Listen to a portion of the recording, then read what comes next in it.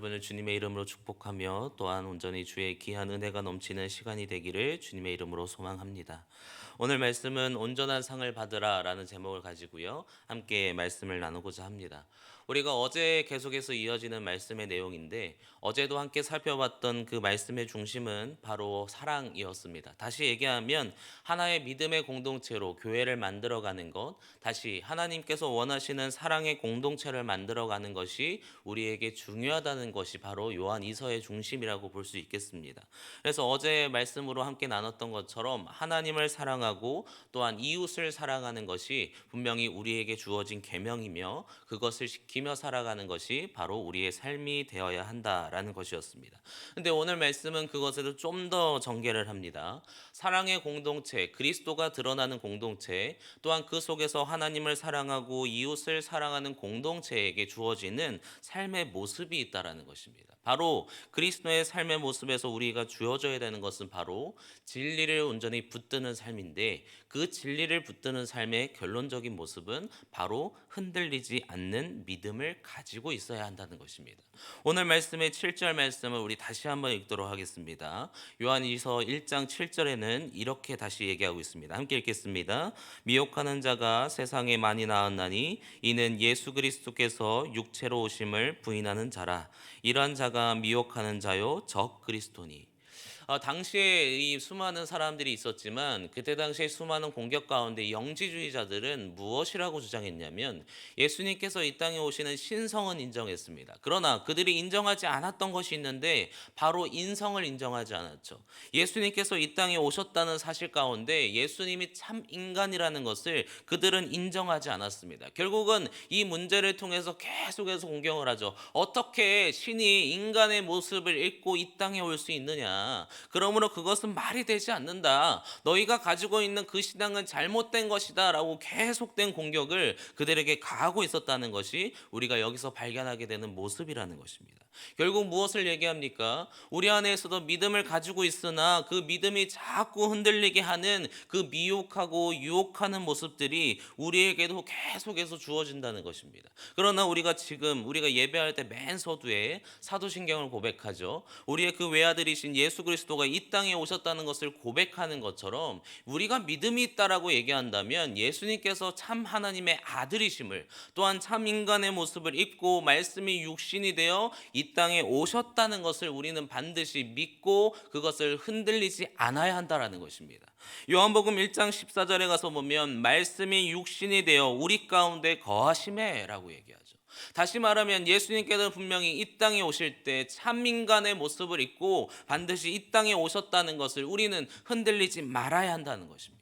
맨 서두에 말씀드렸던 사랑의 공동체는 무엇입니까? 그리스도인으로서 그리스도의 삶을 가지고 살아가는 사람은 절대로 믿음이 흔들려서는 안 된다는 것입니다. 그래서 오늘 말씀의 1장 7절을 넘어서 8절에 가서 보면 이렇게 얘기합니다. 8절 말씀도 우리 함께 읽겠습니다.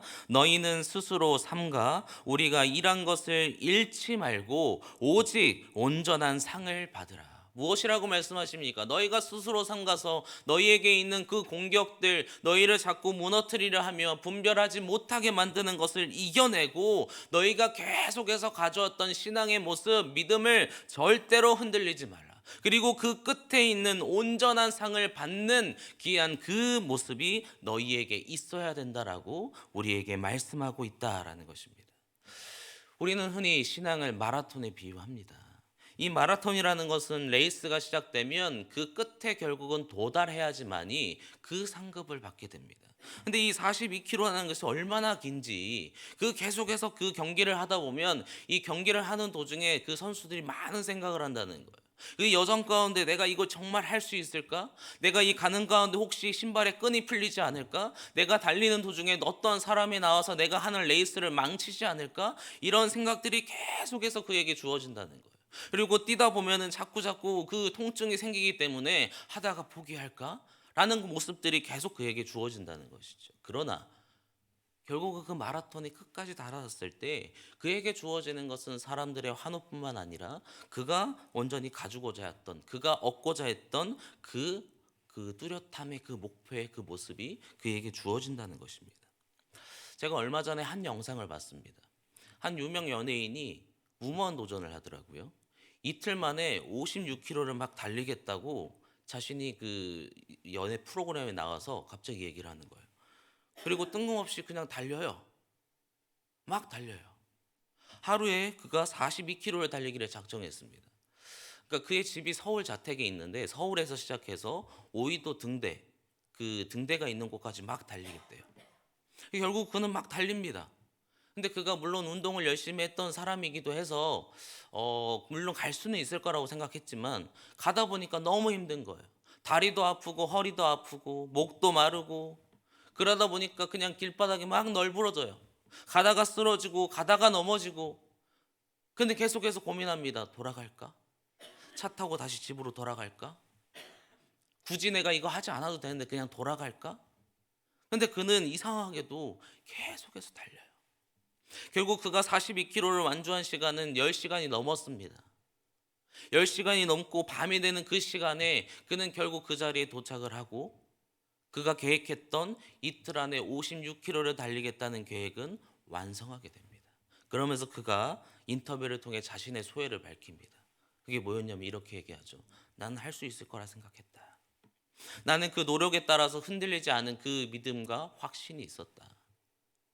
왜냐하면 나는 분명히 그것을 달리고자 했을 때 그것을 가고자 하는 그 모습 속에서 무엇을 얻어야 되는지를 알고 있었고 얻을 수 있다라는 것을 알고 있었기 때문이다라고 얘기하더라고요. 마찬가지입니다.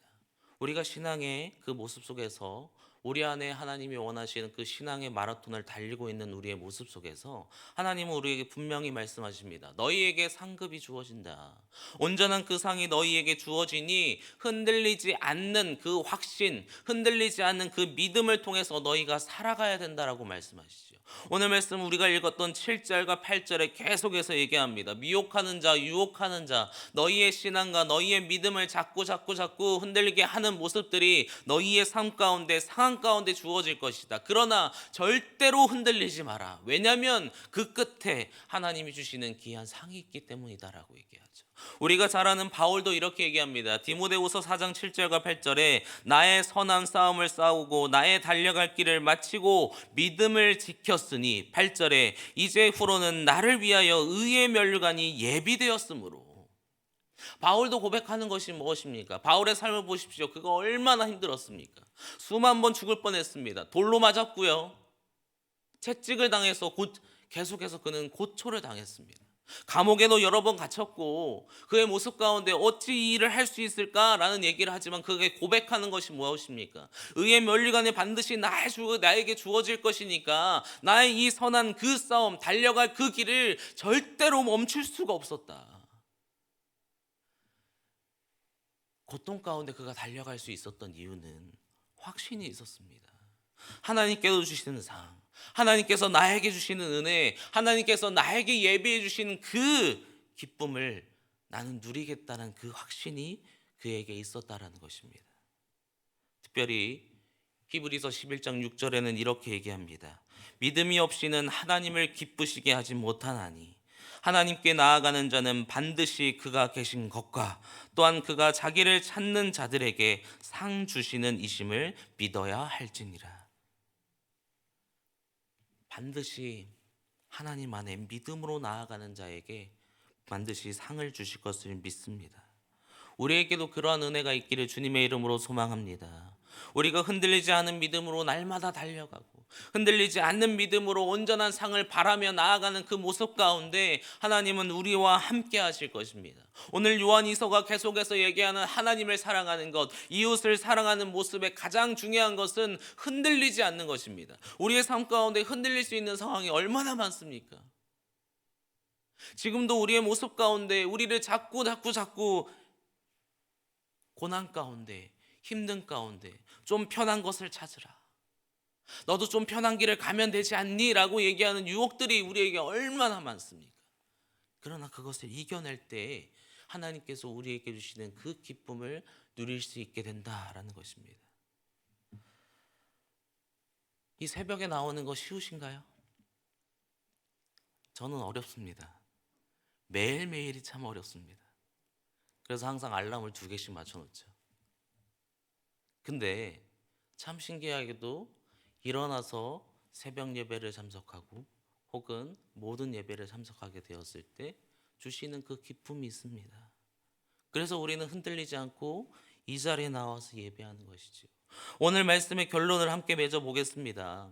하나님께서 우리에게 말씀하시는 것, 예수님을 통해서 우리에게 주시는 것이 무엇입니까? 우리 안에 흔들리지 않는 믿음을 가지라. 또한 요한이서 10장과 11절의 모습을 보면 그들과 절대로 교류조차 하지 말라. 그들을 집으로 들이지조차 인사하지조차 말라라고 얘기합니다. 이 내용은 무엇을 얘기하냐면 틈을 주지 말라는 거예요.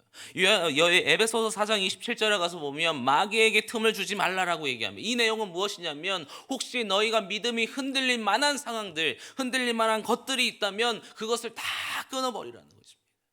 혹시 우리 안에 우리의 신앙을 자꾸 무너뜨리려고 하는 것들이 있습니까?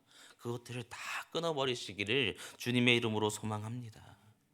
분명한 말씀은 우리에게 확신을 가지고 흔들리지 않는 믿음으로 날마다 살아가게 되었을 때 하나님이 주시는 온전한 상이 우리에게 주어진다는 것입니다.